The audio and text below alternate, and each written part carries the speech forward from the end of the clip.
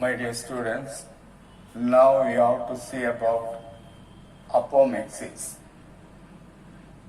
Amphimixis is a regular sexual reproduction in plants which is taking place with meiosis and syngamy.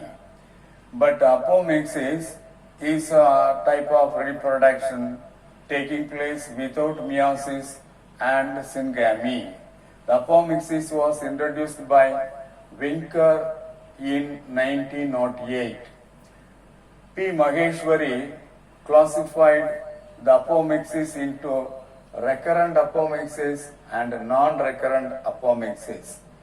Recurrent apomixis means when reproduction takes place by vegetative method and agamospory, that type of apomixis is called recurrent apomixis. In the case of vegetative method, any parts of the plant can be used but except the seeds. Except seeds, when any parts of the plant used for reproduction, any vegetative parts used for reproduction, that is called vegetative method of recurrent apomixis. The second one is agamospory. Agamospory is a type of recurrent apomixis. Here, development of embryo takes place without meiosis and syngamy. Syngamy, that is the fertilization. Without fertilization, without meiosis, when embryo is developed, such a kind of reproduction is called agamospory. And in the vegetative method of recurrent apomixis, the following methods are followed in order to produce new individual. First one, bulbil. Fritillaria imperialis. In Fritillaria imperialis, bulbils are produced. Bulbils are axillary bud modification.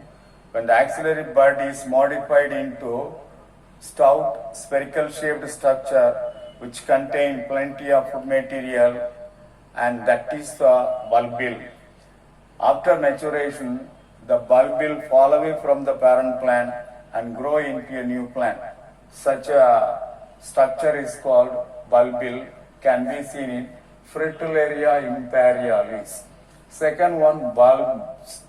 Bulbs of Allium cepa and Allium ceraevum. Allium cepa and Allium ceraevum, here the stem is underground stem is the bulb. In the underground stem, from every node, fleshy leaves are produced. At the axilla of every fleshy leaves, axillary buds are produced. Each axillary bud grows into a new plant. That is the method. By means of bulbs, new plants will be produced. So that is a method of vegetative reproduction in Allium cepa and Allium ceraevum. The third one is runner. In the case of Mentha aervensis, runner can be produced.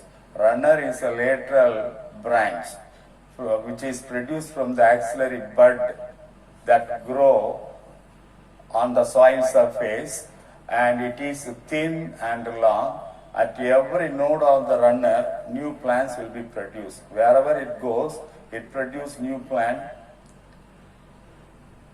from the soil.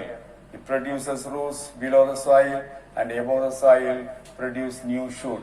So that is the runner. Runner is a thin, long, lateral branch arise from the axilla of the leaf that grow horizontally on the soil surface. At every node, the runner produce new plants. So that's a means of vegetative reproduction that produce vegetative propagation of plants. Fourth one is sucker. In the case of chrysanthemum, from the underground parts of the stem, some lateral obliquely growing branches are produced that will emerge out of the soil into a new plant. So that lateral oblique branch is called sucker, from which advantageous roots are produced. If you cut off the sucker, branches of the sucker, that will grow into a new plant. So these are all considered as vegetative methods followed in recurrent apomixis. Come to agamospory. Agamospory, already I told you, it is the development of embryo without meiosis and fertilization, without syncamy. Meiosis and syncamy. Agamospory is of three types. Adventive embryo or sporophytic budding, number one. Number two, diplospory or generative apospory. Number three, apospory or somatic apospory. First one, adventive embryo or somatic budding. When the embryos arise from the diploid sporophytic cell, that is called adventive embryo. For example, in the ovule, the cells of the nucellus or the cells of the integument, when develops into embryo, that is called adventive embryo. Example for adventive embryo.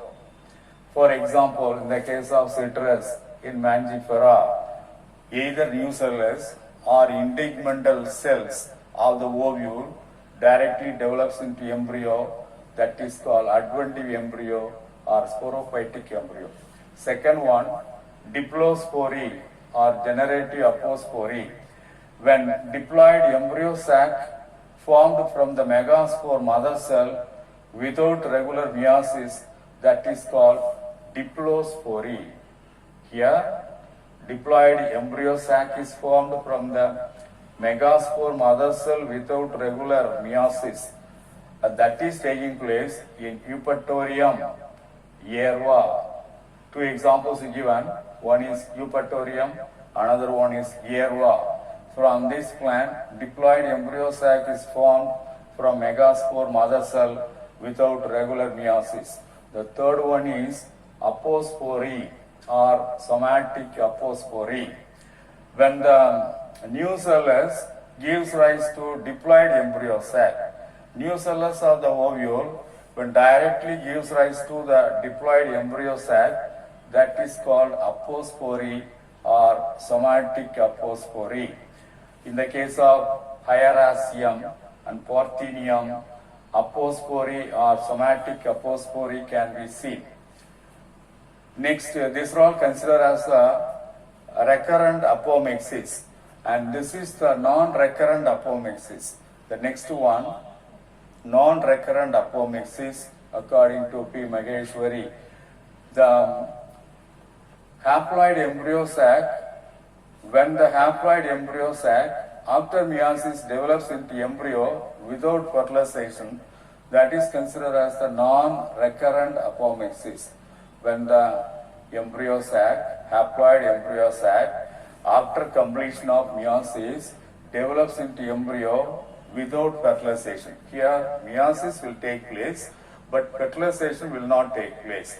So after meiosis, when the haploid embryo sac develops into embryo without fertilization, that is called non-recurrent apomixis. That is about the apomixis, two types of apomixis, recurrent apomixis and non-recurrent apomixis, etc.